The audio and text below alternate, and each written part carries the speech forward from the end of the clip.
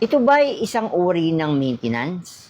Ang maintenance po na inyo pong itinitake from the root word maintain ay mini-maintain lamang po yung status ng ating katawan, ng ating mga organs. Pero wala nagaganap na repair and regeneration.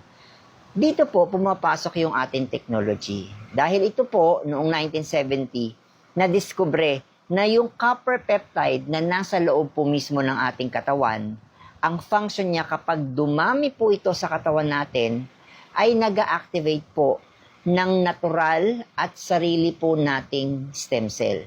So, lagi po namin sinasabi sa mga tao na nagtatanong regarding sa paggamit po nito ng habang buhay, sabi po namin, tandaan po natin na ang function nito is to repair, to activate and repair and regenerate our cells in the body.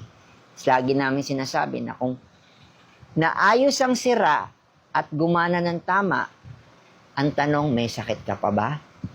The main function of this is to repair and regenerate our organs of the body. Ngayon, ang tanong, dapat ba na gamitin mo ito habang buhay? Depende po sa inyo. Kapag naayos na ang sira at okay na po kayo po ang magdidesisyon. Pero tandaan po natin na everyday, kung hindi po natin gagawin na healthy ang ating katawan, darating at darating na tayo ay magkakaroon ng mga karamdaman. Pero ang pinaka-importante ay yung prevention, which is ito ang naitutulong ng ating technology.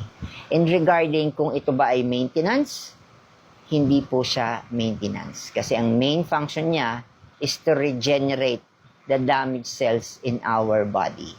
If you want to know more about this technology, comment down below interested. And we are also inviting you in our corporate office at BGC in Taguig.